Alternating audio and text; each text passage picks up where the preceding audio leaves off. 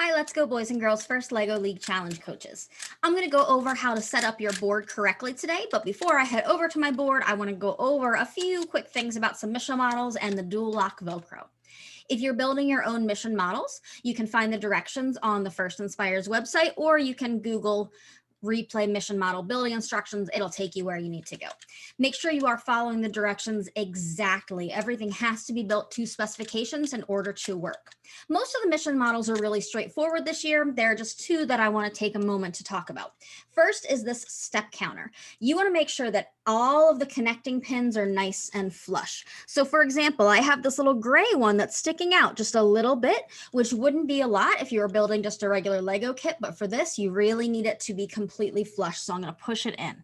So you make sure all of these gray connector pins are completely flush and all of these little red connector pins are completely flush. Otherwise, it's going to make this model difficult to move. Now, that being said, this model is supposed to be difficult to move. So if yours is sticking, it is a feature, not a bug, as computer programmers say. So this mission model is made to be pushed slow and steady. If you start going too fast, like I just did, it catches. So I'm actually pushing all my weight against this and it's not moving. So you would have to figure out a way with your team to get around that. The other one I want to take just a moment to talk about is this guy. You need to make sure that the strings are in these little gray pulleys. Otherwise, it will not move correctly. So the bottom ones are easy, like it just moved when I picked it up. You can just kind of take your finger and place them in the right position. If these inner ones are stuck and you can't seem to do it, you can use a bobby pin. I have a pen cap here just for that reason, that you can go in and kind of get the string, but you want to make sure that the strings are in all of those little gray pulleys. And this is supposed to move back and forth fairly freely. That's part of the challenge. And again, you'll have to figure that out with your team. The last thing I want to mention before I head over to my board to set it up is the dual lock Velcro. This dual lock Velcro came in your box. This dual lock Velcro came in a separate envelope probably a few days later. The initial Velcro that they sent, the dual lock that is in your box, does not work. Throw it away. Now, if you've gotten them confused, there's a couple easy ways to tell. First, the old dual lock, the one that does not work that came in your box, is a little bit whiter in color than the other dual lock. But that's very, very subjective and a little bit hard to see, especially on screen. So the other way to tell is to actually take two pieces off of the same sheet and click them together. The good dual lock gives you a really nice, satisfying click, but more importantly, once it's on, it's on. So yes, it's stuck to my fingers because it's sticky, but the Velcro itself is not coming unattached. So then if I come over to the original dual lock that was sent in my box, I'm going to squeeze it together. It clicks, but it's not a really good click. But more importantly,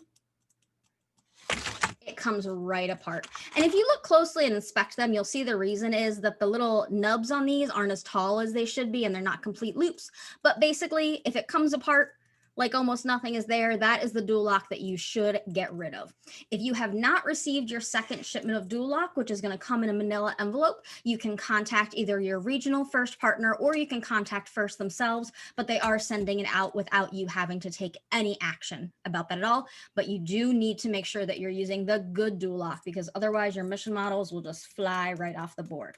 Okay, so now I'm going to head over to my board to talk about how to set it up.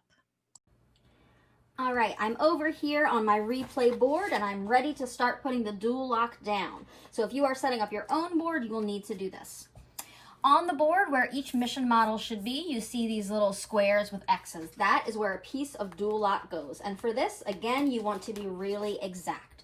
So I'm going to take a piece of dual lock and I'm going to put sticky side down, one in each of these squares that has an X on it.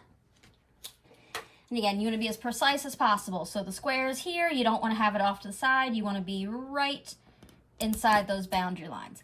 If you make an error, you want to hold the mat and gently peel up, but always hold the mat right near where you're peeling so that you do not rip.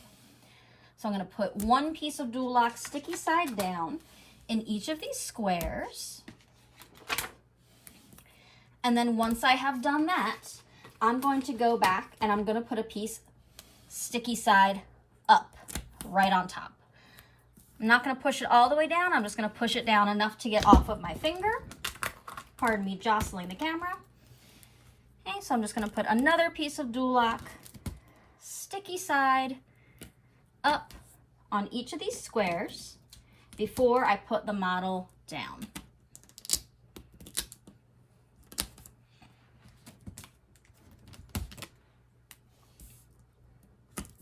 Okay, so now I'm going to put my mission model down. The mission models have an outline to show you where they go, and you can also refer to your robot game rulebook, or you can look at any of the videos online to see about proper placement, but when in doubt, look at the shapes. So I'm going to find the model that matches, and I know this is slide, and I'm going to put it right over the lines, and I'm going to look over it, check a couple angles, and I'm going to place it down. You want to push from the base of the model, not the top. So you're going to push from the base of the model anywhere there's Duloc. And again, you get that really nice satisfying click. And I'm going to push everywhere there was Duloc. And I'm going to get as close to the base of the model as possible. Never push from the top. If you need to remove the models, you're going to do the same thing in the opposite order. So I'm going to hold near the model, and I'm going to gently pull up at each place where I know there is Duloc. I'm not going to try to rip the whole thing off at once, because that's how we rip mats. So if you are not able to keep your mat assembled, which I know most of us are not, that's how you take them off. So each time, now that the Duloc is on the model, you're just going to click it always from the base. To remove it, you're always going to hold as close to the mission model base as you can and pull it up, and now our Duloc is firmly on there. Okay, and now I'm going to give you a tour of the board.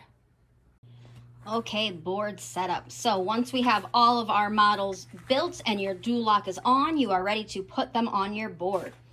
So your board should look something like this overall. The most important thing is that the empty space is over here on the west side, and that the east side of your mat is all the way against the east side of your wall. This here is the inspection, home, and base area. You're going to have some pieces that are loose, and all of this information is found in your robot game rulebook, which you have a physical copy of, but is also available on your First Inspires dashboard. You're going to have some extra pieces. So the extra pieces you're going to have are these little kind of tokens, and these are for the coaches and any assistant coaches you might have, just as a keepsake. All of these little extra things that look similar to the health units, these are actually just giveaways to your kids. And this little guy, if you have not figured him out yet, this is the brick separator, and he is very useful, so you want to hold on to him. Bag 8, you probably noticed there was no building instructions. You can see I've left mine in the bag. If you have not opened yours, I would recommend you do that. Bag 8 is for your students to actually build a small model of their innovation project. So as my team has not started yet, my bag is still there. So the kids will build it later.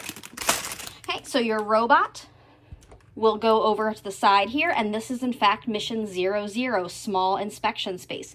If your robot and all of its attachments fit from this line where this red is across and down, if your robot and all of its attachments fit in there before the start of the round, you get the points for mission 00. Okay, so if I'm going to go through, I'm going to start just as it is in the robot rule game book with the loose models. So the first loose models listed are our 2 tires. They should be green side up so that when they are flipped, you see the white. The smaller blue tire fits right in here. The black tire, that big CrossFit tractor tire, fits right there. The cell phone should be back here, and you can see that its power button is at the top, and you can see that's represented in its wire frame underneath. The next loose models are back over in home. You should have 3 health units. You should have 8 green blocks, 2 red, 2 blue, and 1 yellow block. Those are things that you can interact with to solve and get points for different missions. Okay, then the health units themselves, there are 4 of them kind of scattered throughout the board. So we've got 1 up here by the basketball hoop. We have 1 hiding in the pull-up bar. We have 1 between the weight machine and the row machine there on the dance floor. Okay, so we've got our health units there. And then there's 1 more over here by the step counter, and you can see this little outline, the direction it's supposed to go. So this bulging part on the back is the white, and this piece that steps out is this green piece here. So that means we would put this health unit right here like that. These are made to be imperfect, so you need to make sure that your robot can interact with them in an imperfect setting. The step counter. The step counter should be down here. Remember that this piece should move. It might encounter some difficulty. Remember that when you're putting it on, you want to press by the base. Okay, over to the treadmill. The treadmill is inside its little wire frame, and it needs to start pointing to the dark gray so that the robot can move it to move that around. So we're going to put it right back there to reset. We have our row machine. So the circle starts green side up in its little circle. Remember, the goal is just to either move it out or to move it over. Make sure again that the string is always where it should be, and you can fiddle with that as you need. Okay, and then we have the weight machine over here. The weight machine, remember, prior to the beginning of the match, your team is going to set it where you want it to be, either yellow, maroon, or blue. Once you have done it and you need to reset for any reason, it's this little yellow piece holding it, so you're going to lift it up and just put the yellow piece back on top so that it can fall back down again. Okay, we've got the pull-up bar here in the center. Make sure that it is very firmly attached because, as you know, one of the missions involves your robot actually hanging on it. Okay, here we have the slide. So the slide is firmly attached, and we have to make sure that the two little people are set up exactly as they're supposed to be. So one is sitting on top and one is down there at the bottom. We have the park bench. The park bench, again, make sure it's facing the right direction per its wire frame, and the backrest is just loosely situated in the back. We have the basketball net and hoop in its area. We have Boccia, which is your share model. So for this, you want to make sure that you have a color match cube in each section ready to go. And back here we have this launcher. Make sure that it's starting with the green on that black line and it is preloaded with that yellow cube. Okay, and then the last piece are the precision tokens. You just want them there so that you can use them in practice so your team gets used to them. Good luck.